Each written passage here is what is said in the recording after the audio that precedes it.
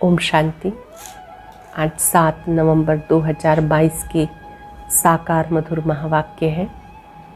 आज की मधुर मुरली में बाबा बच्चों को संदेश देने की सेवा पर विशेष ध्यान खिंचवा रहे हैं। सत्य बाप का परिचय सबको देना है।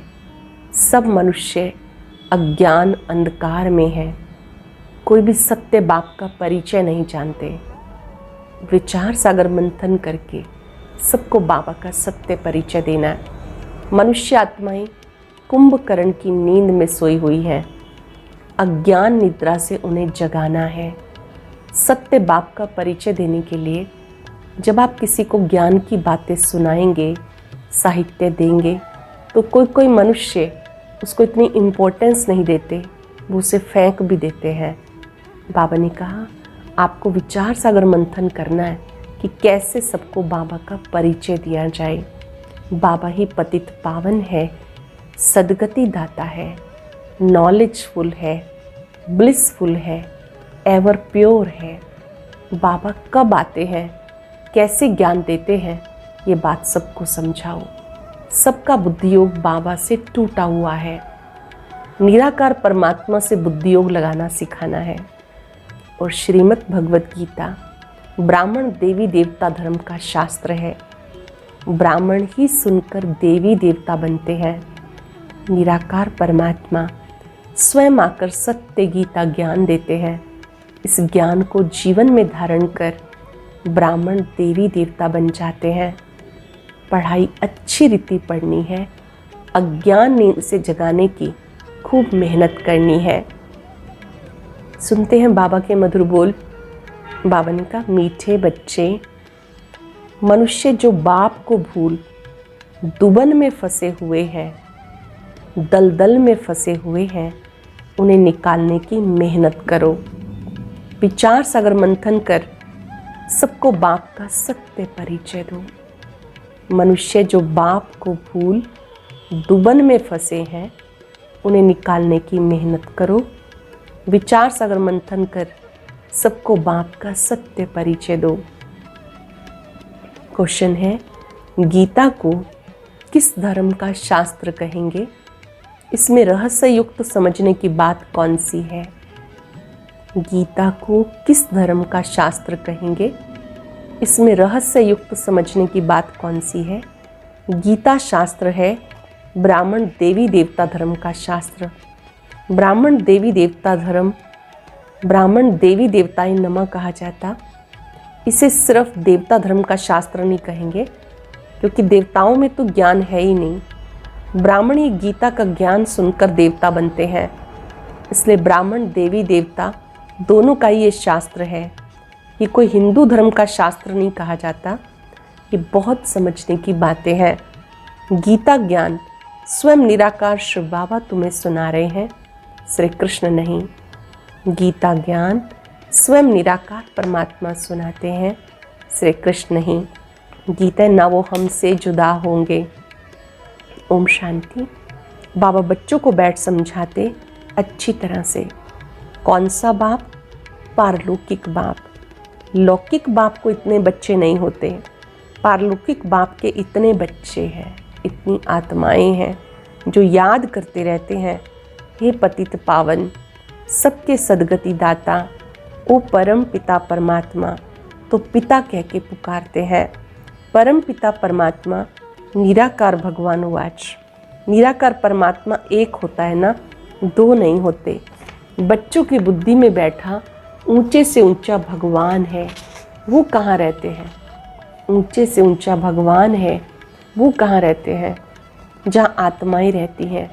ईश्वर प्रभु भगवान कहने से सुख का वर्षा लेने की बात नहीं आती। बाप कहने से वर्षा याद आता है, परंतु मनुष्य बाप को नहीं जानते। भारतवासी ड्रामा कहकर ड्रामानुसार रावण मत पर अपनी दुर्गति करते हैं। भारतवासी ड्रामानुसार रावण मत पर अपनी दुर्गति करते हैं। तो पहले समझाना है, ब्रह्मा विष्णु शंकर सूक्ष्म शरीरधारी हैं, मनुष्य स्थूल देहधारी हैं, परंतु स्थूल व सूक्ष्म देहधारी को बाप नहीं कहेंगे। बाप परम पिता परमात्मा निराकार को कहा जाता है। भूल क्या हुई जो दुर्गति हुई? बाप द्वारा सच्ची गीता सुनने से सद्गति होती है। बाप द्वारा सच्ची गीता सुनने से सद्गति होती। तो कोई को भी पहले पहले बाप का परिचय देना है, यह है मूल बात। परंतु कोई की बुद्धि में नहीं बैठता। तभी बाबा ने ये पोस्टर छपवाया कि गीता का भगवान श्री कृष्ण बच्चा है या परम पिता परमात्मा। गीता किस धर्म का शास्त्र है? ब्राह्मण देवी देवता धर्म का शास्त्र कहना ठीक है। जैसे क्रिश्चियन का धर्म शास्त्र बाइबल है, ऐसे गीता को सिर्फ देवी देवता धर्म का शास्त्र नहीं कहेंगे जब तक ब्राह्मणों को ना मिलाएं। कहते ब्राह्मण देवी देवताए नमः।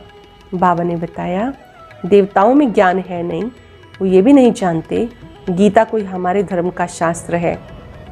ज्ञान है ब्राह्मणों को, सिर्फ ब्राह्मण धर्म का शास्त्र गीता नहीं कहेंगे, क्योंकि बाप दोनों धर्म की स्थापना करते हैं, इसलिए दोनों धर्म का शास्त्र कहेंगे। वो तो कह देते हिंदू धर्म का शास्त्र है, आर्य का भी कह देते। आर्य समाज तो दयानंद जी ने स्थापन किया, वो भला नया धर्म है, वो भले नया धर्म है, परंतु वह कोई देवी देवता धर्म के नहीं है। मूल बात है गीता का भगवान कौन। गीता में श्री कृष्ण का नाम डाल गीता को खंडित कर दिया, क्योंकि मेरे से बुद्धियोग टूट गया। गीता में देखो कितनी बातें बताई, और गीता पाठशाला का मान कितना है। तो अभी देवता और ब्राह्मण धर्म प्रायलोप है। पुजारी लोग कहते हैं ब्राह्मण देवी देवताए नमः, उनको ये मालूम नहीं ब्राह्मण देवता कैसे बने, ये बताए कौन।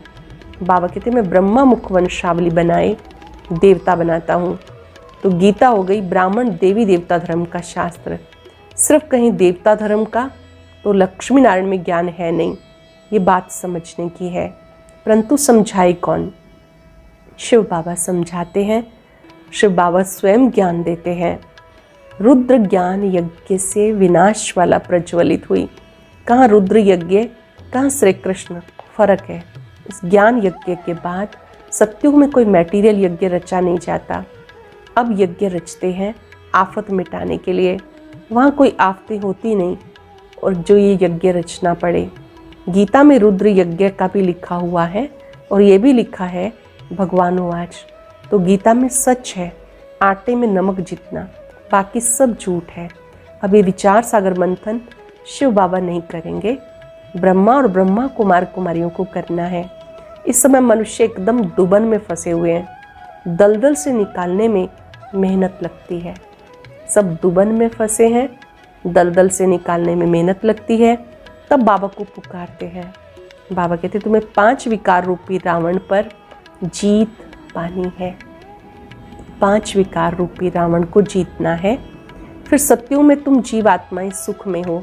जो भी सत्संग है वहाँ तुम जाके पूछ सकते हो, डरने की कोई बात नहीं। सब अंधकार में पड़े हैं, मौत सामने खड़ा है। कहते हैं अभी तो कलयुग में 40,000 वर्ष पड़े हैं, इसे कहते घोर अंधियारा। कुंभकर्ण की नींद में सोए पड़े हैं। कहते भक्ति का फल भगवान देने आता है, सदगति दाता है। तो दुर्गति में है ना। गीता में अगर शिव परमात्मा का नाम होता तो उसको सब मानते।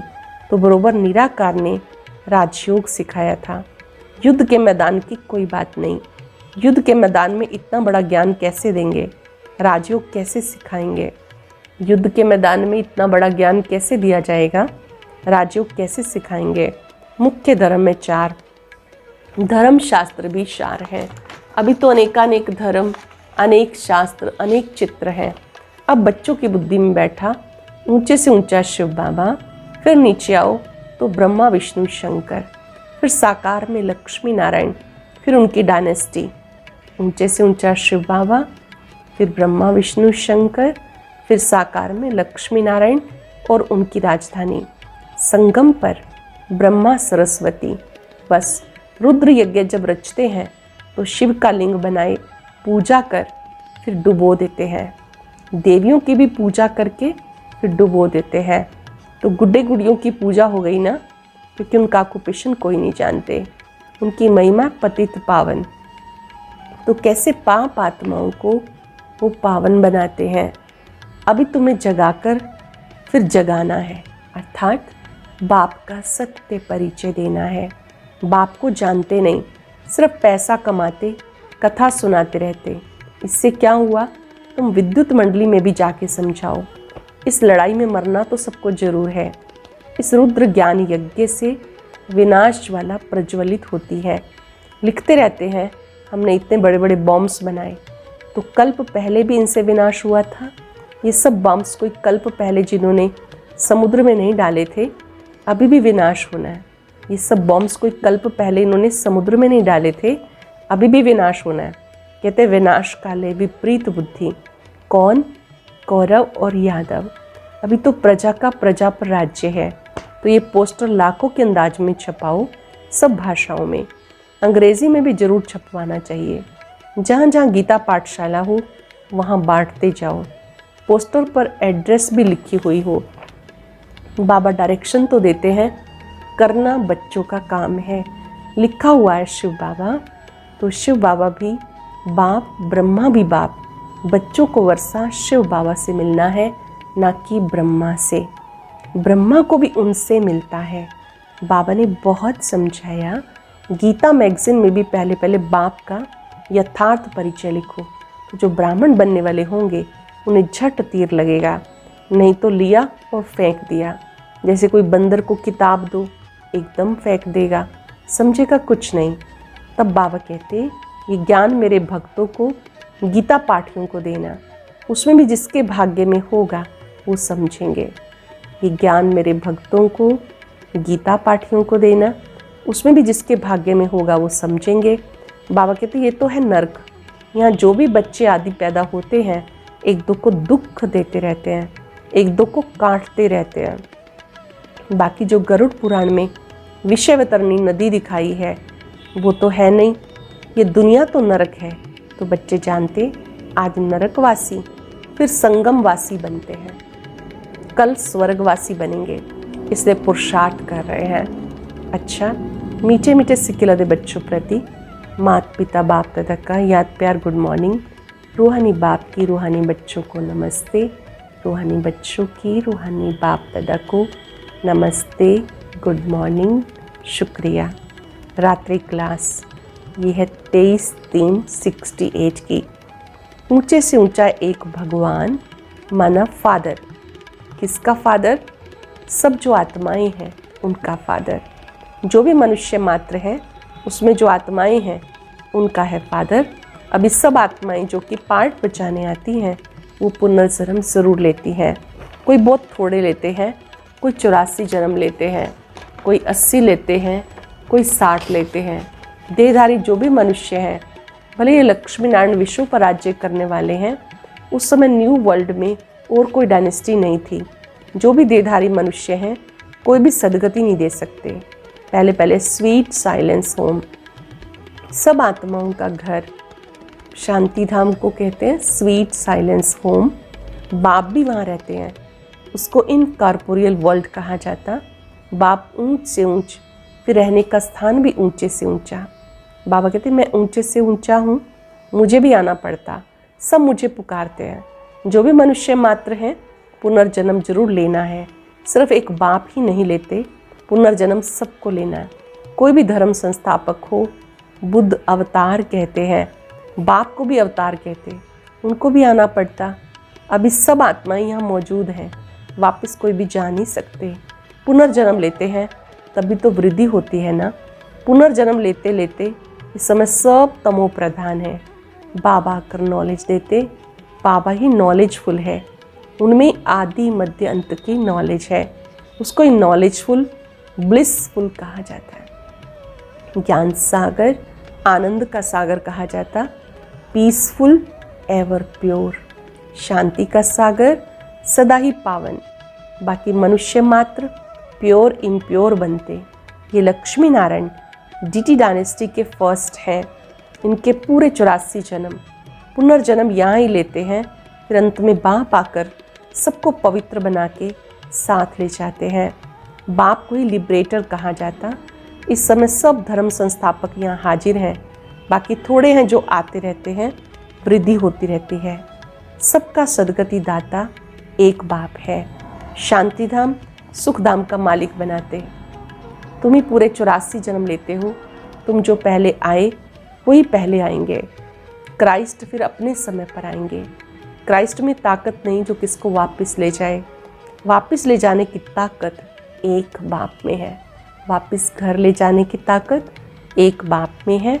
इस समय है रावण राज्य, आसुरी राज्य। 84 जन्मों में विकार पूरे प्रवेश कर लेते। बाबा कहते तुम डीटी दुनिया के मालिक थे, रावण राज्य में तुम विकारी बन गए हो। पुनर्जन्म सबको लेना पड़ता। धर्म स्थापन कर वापस चला जाए ये हो नहीं सकता। उनको पालना जरूर करनी है। गाया जाता ब्रह्मा द्वारा नई दुनिया की स्थापना, पुरानी दुनिया का विनाश। नई दुनिया में एक ही दैवी धर्म था, डीटी डायनेस्टी थी। अब वो है नहीं, सिर्फ चित्र है और सभी धर्म मौजूद हैं सिवाय गॉड फादर के। जो भी देहधारी हैं पुनर्जन्म जरूर लेते हैं। भारत है अविनाशी खंड, ये कभी विनाश को नहीं पाता। अविनाशी है। जब इसका राज्य था तो और कोई खंड नहीं था, सिर्फ इनका ही राज्य था। सूर्यवंशी चंद्रवंशी था, बस और कोई नहीं। नई दुनिया को स्वर्ग डीटी वर्ल्ड कहा जाता। इनकॉर्पोरियल वर्ल्ड को स्वर्ग नहीं कहा जाता। वो है स्वीट साइलेंस होम, शांति धाम है। स्वीट साइलेंस होम, निर्वाण धाम। आत्मा को ज्ञान सिवाय परम पिता परमात्मा के कोई नहीं दे सकता। आत्मा बहुत छोटी बिंदी है। सब आत्माओं का फादर है सुप्रीम सोल। उनको सुप्रीम फादर कहा जाता। वो कभी पुनर्जन्म में नहीं आ सकते। इस समय नाटक की पिछाड़ी है। सारी दुनिया की स्टेज है, इस पर खेल चल रहा है। सारी दुनिया एक स्टेज है, वर्ल्ड स्टेज, इस पे खेल चल रहा है। इसकी ड्यूरेशन 5000 वर्ष। यह है पुरुषोत्तम संगम युग, जबकि बाबा आकर सबको उत्तम से उत्तम बनाते। आत्माएं अविनाशी हैं, ये ड्रामा भी अविनाशी है। बना बनाया खेल है। जो पास हो गए फिर उसी समय पर आएंगे। पहले पहले ये आए थे। लक्ष्मी नारायण अभी नहीं है। सच्चा सच्चा सत्य का संग ये है। अच्छा, मीठे मीठे रूहानी बच्चों को रूहानी बाप का याद प्यार और नमस्ते। बच्चों की तरफ से भी याद प्यार, नमस्ते। धारणा के लिए सार। पहले पॉइंट है, विचार सागर मंथन कर मनुष्यों को दुबन से निकालना है, दलदल से निकालना है। जो कुंभकर्ण की नींद में सोए हैं उन्हें जगाना है। सूक्ष्म अथवा स्थूल देहधारियों से बुद्धियोग निकाल एक निराकार बाप को याद करना है। स्थूल अथवा सूक्ष्म देहधारियों से बुद्धियोग निकाल एक निराकार बाप को याद करना है। सबका बुद्धियोग एक बाबा से जुड़ाना है। वरदान है, सच्चे वैष्णव बन पवित्रता की श्रेष्ठ स्थिति का अनुभव करने वाले संपूर्ण पवित्र भव। सच्चे वैष्णव बन पवित्रता की श्रेष्ठ स्थिति का अनुभव करने वाले संपूर्ण पवित्र भव। संपूर्ण पवित्रता की परिभाषा बहुत श्रेष्ठ और सहज है। संपूर्ण पवित्रता का अर्थ है स्वप्न मात्र भी अपवित्रता मन और बुद्धि को टच ना करे। संपूर्ण पवित्रता का अर्थ है स्वप्न मात्र भी अपवित्रता मन बुद्धि को टच ना करे। इसको कहते सच्चे वैष्णव। चाहे अभी नंबरवार पुरुषार्थी हो, लेकिन पुरुषार्थ कर संपूर्ण पवित्र बनना है। लक्ष्य है संपूर्ण पवित्रता। ये सहज भी है, क्योंकि असंभव से संभव करने वाले सर्वशक्तिवान बाप का साथ है। इस समय असंभव को संभव करने वाले सर्वशक्तिवान बाप का साथ है। स्लोगन है, सहज योगी वह है जो हठ व मेहनत करने की बजाय रमणीकता से पुरुषार्थ करे। सहज योगी वो है जो हठ व मेहनत करने की बजाय रमणीकता से पुरुषार्थ करें। आज हम याद करेंगे, मैं संपूर्ण पवित्र आत्मा हूँ। संपूर्ण पवित्र आत्माएं पवित्रता की शक्ति से सबको मदद करती हैं। ये संसार में सर्वश्रेष्ठ बल है। ये वो बल है जिससे असंभव भी संभव हो जाता है। ये वो ताकत है जिस ताकत से माया पर विजयी बन जाते हैं। पवित्रता के सागर पर एकाग्र हो जाएं। उनसे निकलती हुई श्वेत रश्मियां मुझे बल प्रदान कर रही हैं। पवित्रता के सागर की पवित्रता मेरे चारों ओर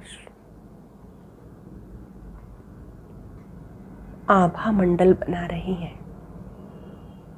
इस आभा मंडल में, इस पवित्र ओरा में मैं बहुत शक्तिशाली हूं। मैं संपूर्ण पवित्र आत्मा हूं।